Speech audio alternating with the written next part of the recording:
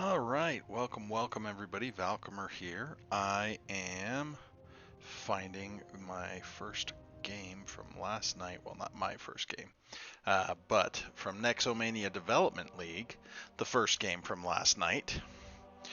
Alright, once we're in here, we're going to bring up tab screen. We're going to pause so that we can ping everybody who is in this game in the Discord. So, here we go. Extra X. Ooh, I want to say this was Osman Nog. Okay. Koteb, Cody Sparks, Ianthor, Ghost Dog, Peldor, Dimmy. Oh, for a second there, I thought they were double healer. That Gazlo was a healer. I was going to be excited for the Spice and Zephman. Oh nope, I just pinged Zephy. Zephman.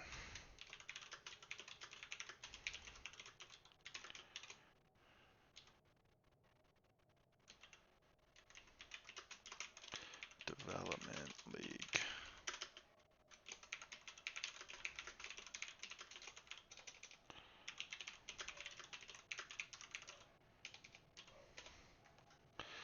Alright, the ping is out. Let's grab, well, copy text, post, boom, copy that there link, and boom. All right, now that it took me 2 minutes to do all of that, welcome everybody out. My name is Valcomer. We are here with a Nexomania Development League review. This is the Bronze-Silver group from last night, the 18th of June. So teams, we can see Extra X on Blaze, Samantha on Lunara, Koteb on Asmodan, Cody Sparks on Brightwing, and Ianthor playing the ETC. For our red team, we have Ghost Dog on May, Peldor on Gazlo, and Deckard is Dimmy, Jatrin is Jaina, and finally Zephman on the Vala.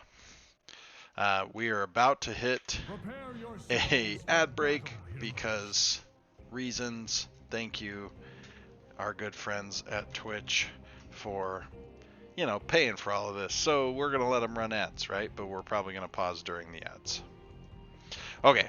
Anybody who's played with me knows and has heard me say plenty in some of these reviews. We want to analyze whether our team prefers to fight at level 1 or prefers to cheese at level 1. So,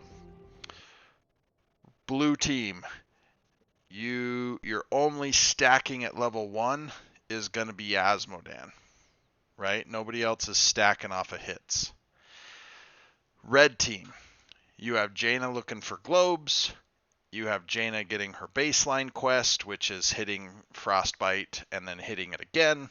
And you have Vala with W build, which very much wants to stack off of heroes and the clump. So Vala wants to find the enemy team. Blue team, you don't really want to be found. You just want Asmodan to start soaking lanes, perhaps. But red team, I would love to see you send somebody with Gazlo to just try to get some cheese right out of the gate because his turrets can soak up shots. That poor vision.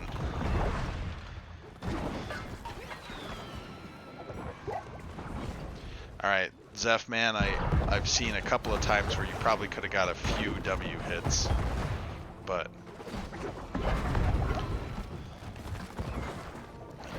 yeah, so here we are mid. We got one globe for Jaina. We got one stack, 3 stacks now for Vala.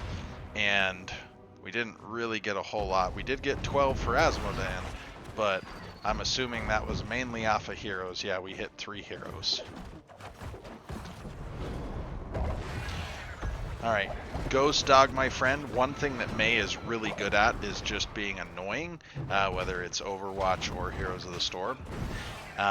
Or that guy at BlizzCon, Jesse Cox, just standing in people's way as dressed up as May. So one thing you want to do as May is just kind of be in these bushes and denying the enemy rotation. Even if all you do is throw Blizzard and it slows them from that area because now they don't want to be in that space, that can be massive for your team because Blizzard takes 2 seconds to go off. So chances are the enemy team is not going to be standing around for those 2 seconds, right? And if they happen to get stunned, now it's 3 seconds. So it's more about the idea of how much time can you get the enemy to waste. So, and if you need to just hit them with Snowblind, that's fine too. But May is not a wave clear tank. It's not her job. We have Jaina. It is definitely Jaina's job to wave clear. Now Yanthor, same kind of idea for you as ETC. Oh man, Vala's probably dead. Yeah, we'll back up and look at this, but Yanthor as ETC, you can oftentimes get a face melt knockback and then power slide if they try to grab you, type of thing.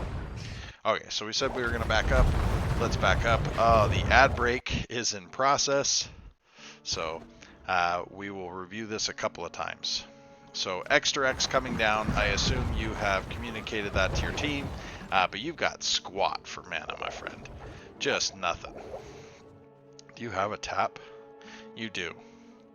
The fact that you have a tap at all means that you haven't tapped this game. I talked about this in a previous video, but just tap more. You'll be amazed at how much just tapping more frequently will do for your ability to sustain out on the map. So just tap more. Everybody out there, just feel free to tap more. Now I do know you 5 were on comm, so I assume that we had communicated this flank.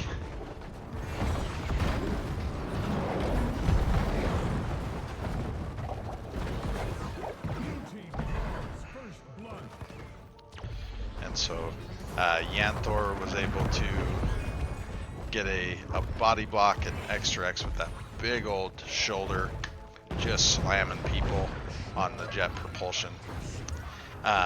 But as Extra X, again, don't be afraid to just tap for mana. Oh man, you die. But Ghost Dog might die, yeah. So red team, we had already lost Zef-Man. I don't know that staying in there and re-engaging was great. We did trade evenly at that point, but it was just really dangerous and we didn't really get anything for it.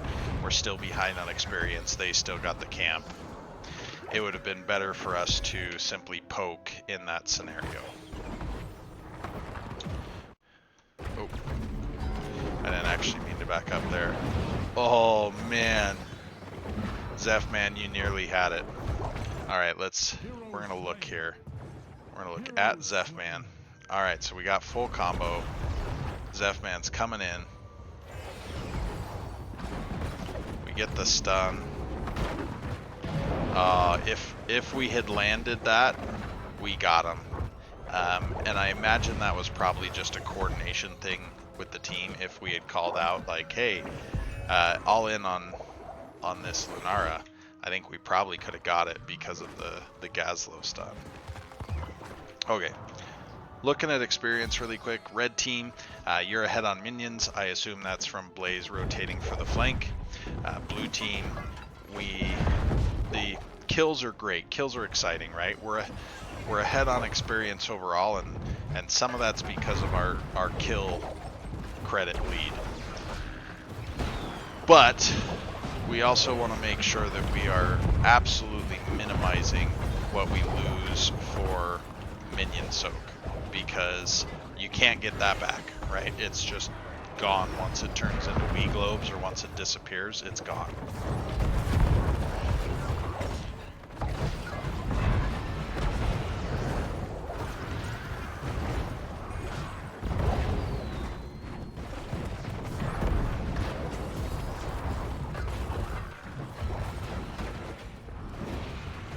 Ganthor, you might die for that.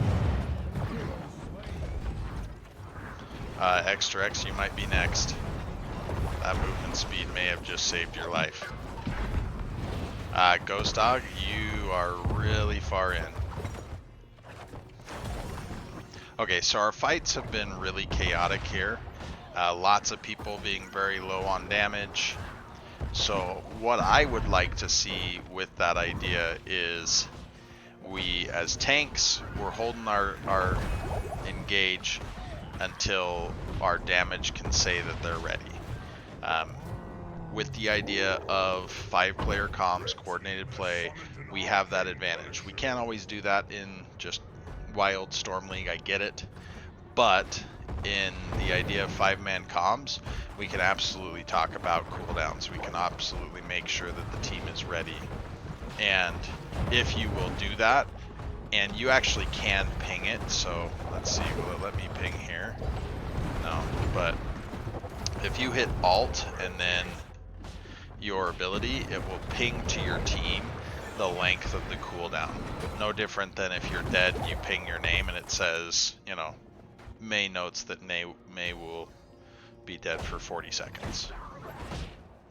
So the ping system is very elaborate in Heroes of the Storm, and it's awesome. We should definitely use it. I've talked about how I've rebound some of my keys, but just hitting Alt and then your ability can let your team know. Be careful not to hit the power key twice, so the R, if you will. I have definitely cast ultimates that way, including Mosh and Army of the Dead. For sure, I have clear memories of those. Oh, that slide, that icing slide for May was almost perfect. Had you landed it on him, Blaze would have died, plain and simple. So experience is really even again. Minion's still a grand, Gazlo.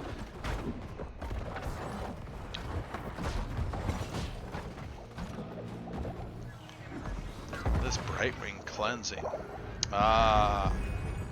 See these two together, Brightwing's getting big value.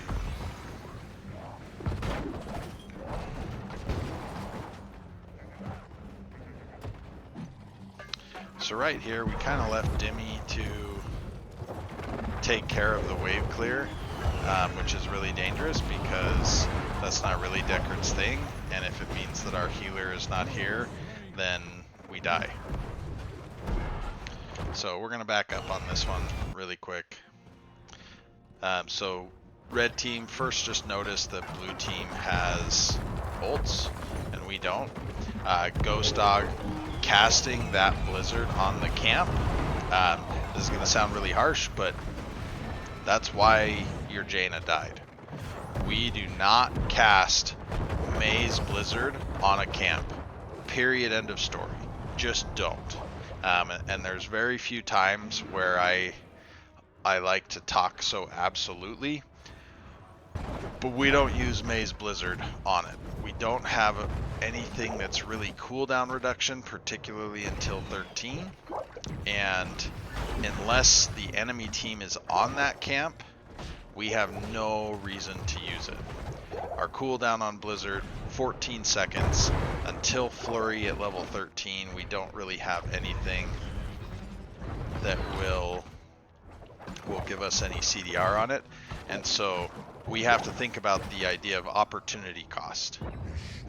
And this is something that I can remember. I used Judgment on Tyrael, and my nephew gave me a little bit of a lecture, if you will, because I just ripped a raw Judgment on a 60-second cooldown.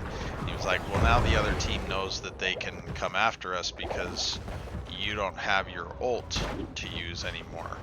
And so that idea of the opportunity cost, I mean, sure, it's always flashy to throw out Judgment, but it doesn't mean it's always helpful. Oh, Vala, run in. So for Vala at level 7, don't be afraid of taking Frost Shot particularly if you're in a W build already, because you're going to not only move faster than the enemies because they're slow, your team's also going to move faster than the enemies. Alright, so Ghost Dog right there. Oh, we had a lot of potential. Did we get it? Did we get it? Oh, that big slow by Gazlo and the Emerald.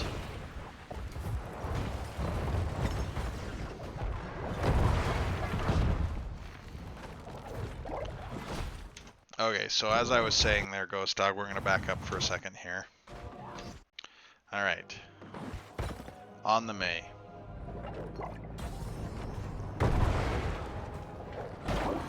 Boom. We cast our Blizzard to be there for our wave clear when we have Jaina. So now, when we use it here, we still have 4 seconds. Blizzard is a massive follow-up to Ice Wall, because you can time it out where Ice Wall is going to decay over, or to be 2 seconds. You only have to wait half a second to cast it, and then you'll get the stun before they can do anything. And so, even if Brightwing had been using Emerald Wind, it wouldn't matter because she would have gotten stunned out of Emerald Wind. So, be very careful about using Blizzard. You're using it a lot, my friend. So if you want to up your May game, hold Blizzard for when it really counts. It's okay to just auto attack stuff. I realize Blizzard adds to your DPS. However, we have Gazlo and Jaina that are amazing at Shrine Clear. It's not your job. And right here, I would even say, like, auto-attacking this isn't all that important. It would be fine if you just sat in the bush, did not reveal your location, and just stayed there as a sentry. So, I realize this is another game. However, in those other games, those straight-up MOBAs, people have to buy Vision Wards, and it's massive for them. We have the chance as tanks to provide that without gold cost to our team and protecting. And let's face it, the support characters in those other games also will... Oh, I don't know that we get him. We don't have damage here. Blaze, I don't think you needed to use your bunker there, but you may not have known where the enemy damage was. So, Blaze is very slippery. Right here, our damage are somewhat unprotected, so they are rightfully being relatively safe, not taking too much of an aggressive stance there. And so we won the Punisher, and it's a 10-minute Punisher, and we got the wall and about 1/3 of the fort. I feel like we probably could have done more there. Oh, we got the Brightwing.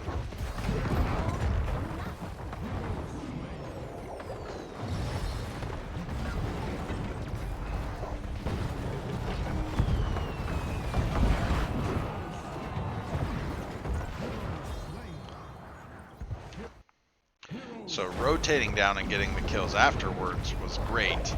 And we almost had some really big stuff there. Sadly, we do lose Decker to Brightwing spitting at him.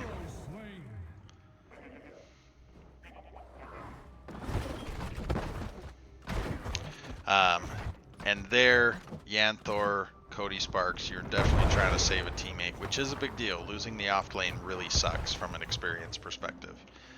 But losing 2 people sucks more. Even if it was just 2 for 1, we just have to be very careful about that. Koteb, you're stacking really well here. Oh, that was really good. So now Brightwing, we should just all turn on Brightwing.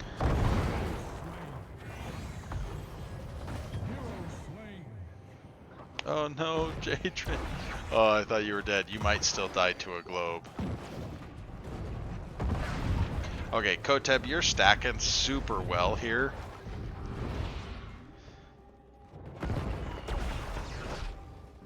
And so, I would love to see you just get to the point here where you are absolutely a little bit of anti-synergy here. Just using your ult to delete waves. Now, Tide of Sin, 50% damage. Big deal, right? Big deal. what you want to do, if you can time it this way. Oh, we did, I don't know if we got the Jaina route there or not. Let me see.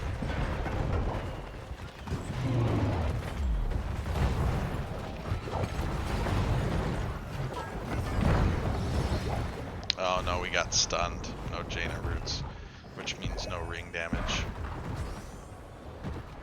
Okay, so as I was starting to say on Tide of Sin with Asmodan, super low cooldown, 20 seconds, and it costs 100 mana, but it means that your globe, which costs 70 mana, doesn't cost mana. So really it's a 30 mana spell. And you can now get it for every other globe. So where you want to hit it is, say this wall was intact, you want to hit it on the wall and the wave at the same time. If the wall's not intact, you want to hit it right here where it can hit the fort and the wave at the same time. Because you know you're going to delete the wave, because right now 330 damage plus the additional 330 damage or 380 damage on this. So we're one-shotting waves, see? Just boom, cleared.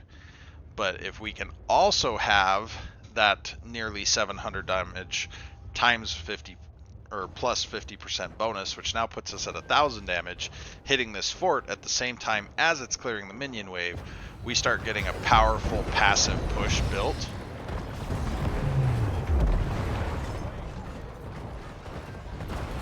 Red team noticed the split, came in force, going full murder hobos there.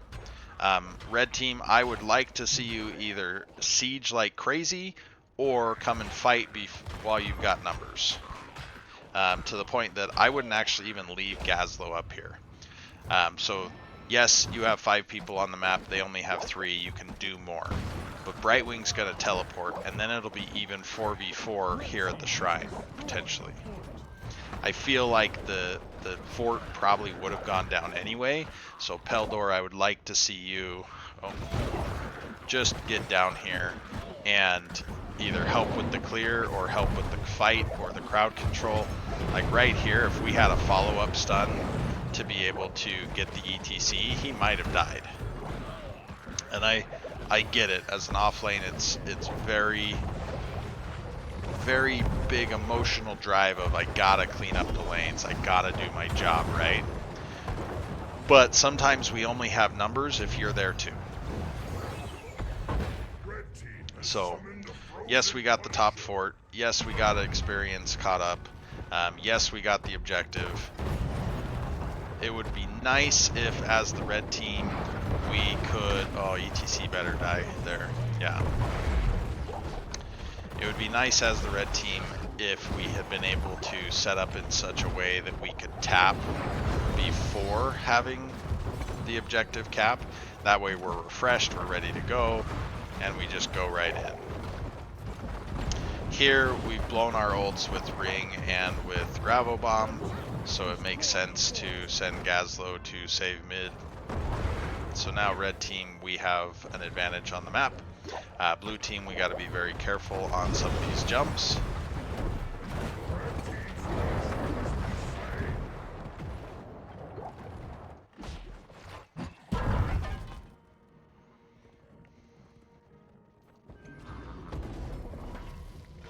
Peldor, I think I would have liked to have seen you just soak and let your team take the camp, because right now we're giving up some chip damage here. The camp's not going to get a whole lot done. We are kind of posturing for a fight without reason to. We would much rather...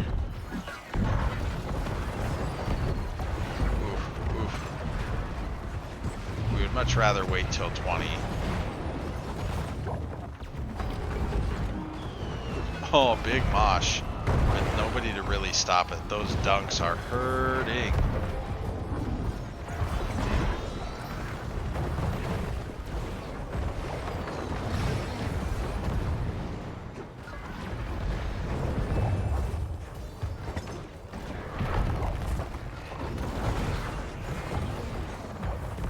So Koteb, one thing I would love for you to try with the Gluttony level 1 is the auto attacks at 7. I think it's called the bombardment. The reason why is that now when you hit with a globe, you get area effect attacks. You throw out 3 autos for 1 for your next couple autos, which when you got the cooldown reduction here, so let's see, your cooldown's 10 seconds, you're already getting quarter second, maybe even half a second, and then you get the additional globe CDR off of the additional auto attacks that fire from bombardment. And so try it out, see if you like it. I don't mind Art of Chaos at all, but right now the only thing Art of Chaos is doing for you is restoring the mana. Bombardment will continue to give you that cooldown reduction and bonus auto attacks. Yeah, this fort should just fall.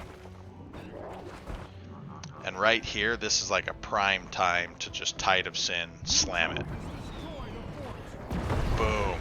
See, that was perfect. Imagine doing that basically every 20 seconds and just making it almost impossible for the enemy team to push in against you. Another shrine will be ready soon. So 20s on both teams. Blue team, I would have liked to have seen you force the 20 advantage more, whether that was pressuring on keep wall and forcing the team down there before they got 20, or finding a fight, I don't know.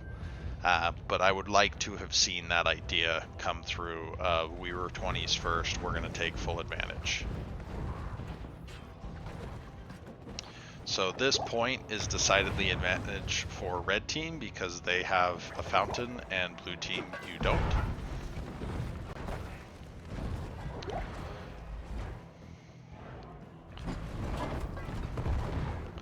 Cody's just kind of hanging out, seeing where the Gazlo might be coming from. So Koteb, Asmo, you can be in here and just be whittling away at stuff, and then when there's an engagement you can bombard from pretty far away. Unfortunate anti-synergy there for red. Oh, Yanthor might die. Yanthor should die.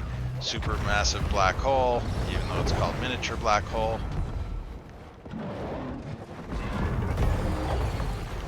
Oh, that was a 10 set. No, that was a full interrupt. Wow.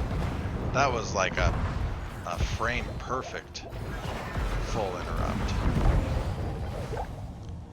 Alright, so red team, not tapped, tapped, not tapped, not tapped. So our damage have tapped. The other 3 of you, particularly when we were kind of kiting backwards, you want to tap. Oh, sorry, kind of messed up my camera trying to get back there.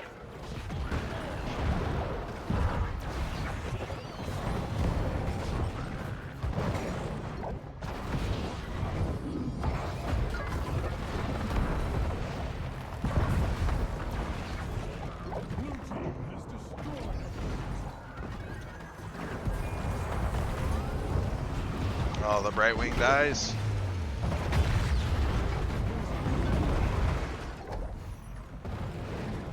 That was a good catch, Peldor.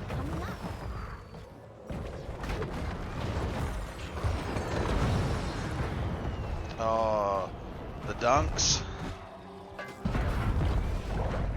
Peldor, if you had been able to jet propulsion, particularly with collision course there any faster, you might have just straight up killed the Mei.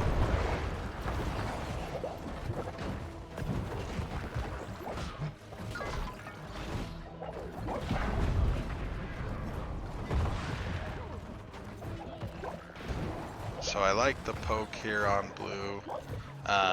Extra X, I would have liked for you to, rather than trying to use your oil for damage, because they just pulled the stuff out of it, just use your oil for slows and hope that we could get bigger and bigger dunks coming from the Asmo.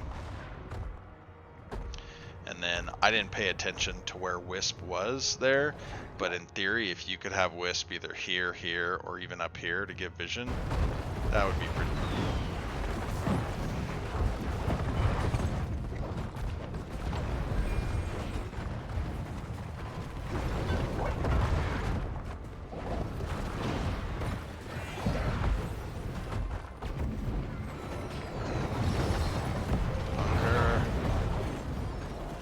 bunker wasn't up yet, it looks like. Oh no, bunker was up yet, it just didn't fire in time. So unfortunate, Blaze. As soon as you saw that ring hit, just start smashing R. Yeah, Thor, you're probably dead, yep.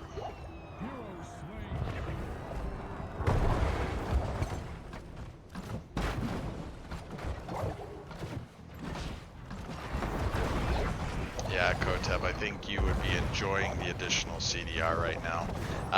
The good news is with the artillery that Asmo provides, he can get quite a bit of damage onto this for relatively free. The hard part for him is that the damage is not bursty enough to scare basically anybody but the Vala, and Deckard will have the Vala up here in just a moment.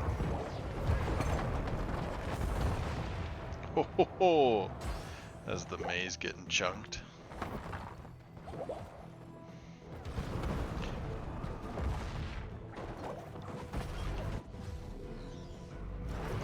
What is our damage at? Yeah, the Asmo just looking like an absolute beast on hero damage with these dunks.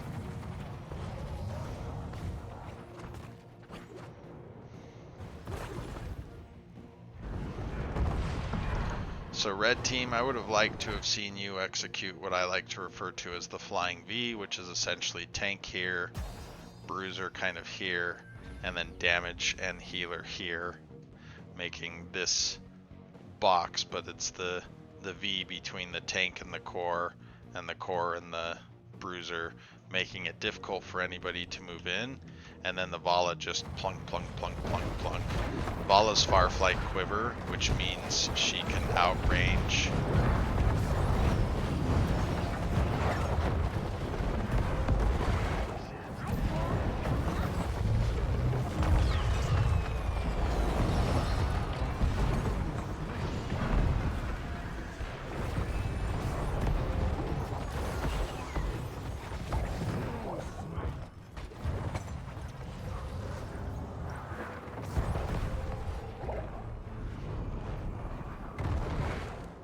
one more dunk, could potentially finish it, man. The Deckard healing too strong. I guess we don't have a tank. I was gonna say blue team, I would love to see you just siege in right here.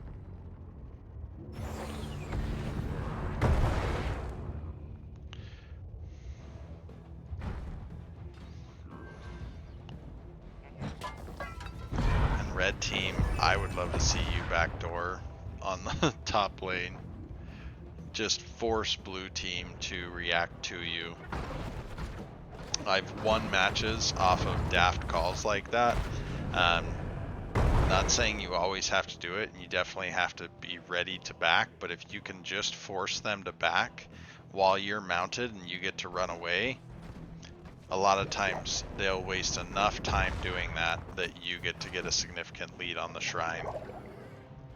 Now here, where blue team has to clear the camp, red team, you should vision check this bush with a snowball and then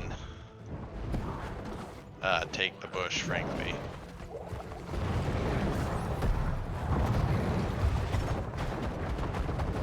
Oh, for a second I thought maybe it was more NATOs, which is pretty hilarious, in case you didn't know. But perfect gems is good. I like perfect gems. Peldor, you don't really have a lot of need to be out this far. They're just gonna put some just chunk damage into you.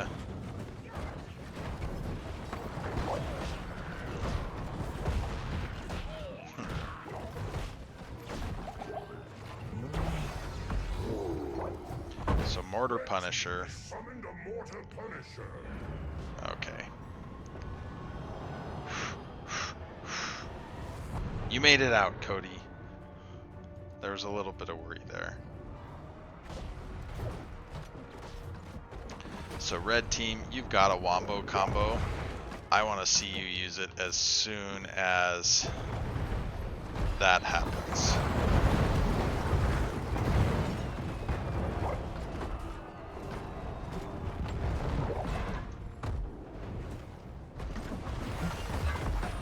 So Yanthor, it is possible as ETC to not get caught if you do just a perfect slide, but it's not easy.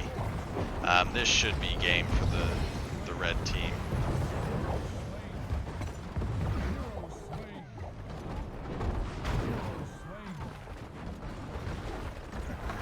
Vala, you don't need to be this close. You can outrange the core. You can still outrange the core. I mean, it doesn't really matter. You're going to be fine. Okay.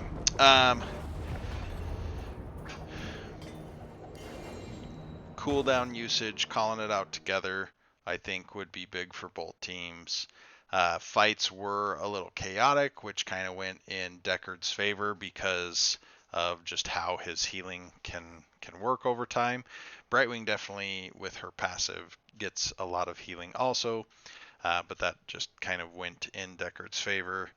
ETC, unfortunately, you did die a lot, and there was a lot of late game deaths, so that hurts. We are in an ad break. I'm going to keep talking for the sake of the YouTube video. But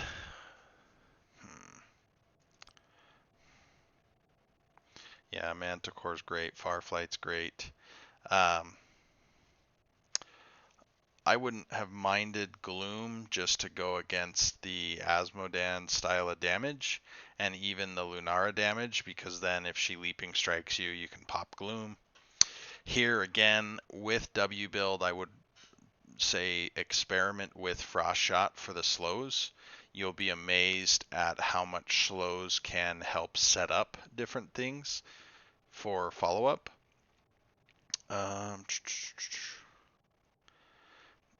I think this one's a really tough one, but you can get just a burst of scrap with it.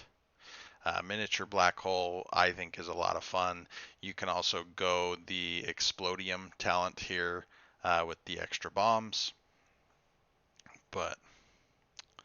And then Ice Blink was fine. I think it's definitely a good getaway. You can use it aggressively, but it's really difficult to do so. And I think that Cold Snap could have been big for you, particularly with the cooldown reduction and the wombos that we were kind of already doing. Don't be afraid to try that one out.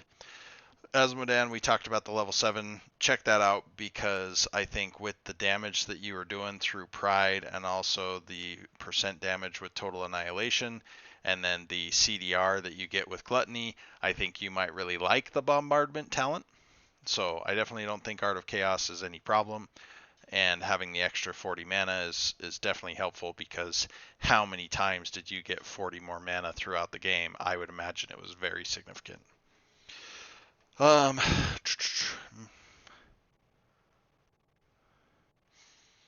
So this one is designed to go after the Vala, but I would tell you, where she wasn't auto attack build, it's almost always better to go the spell power reduction at level 7. This one's fine. I actually like the other reveal on the Wisp more. Okay.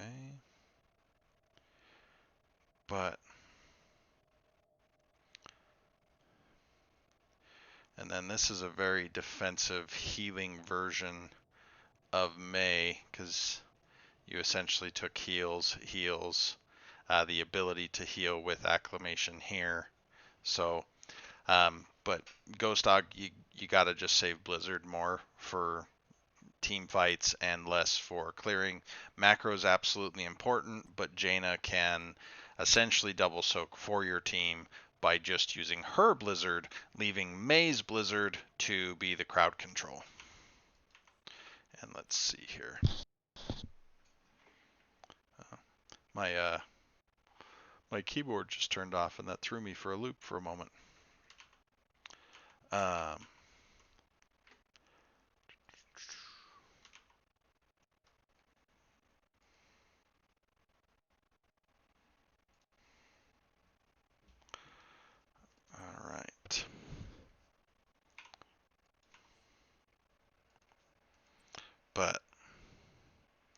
Yeah, Kotep never died.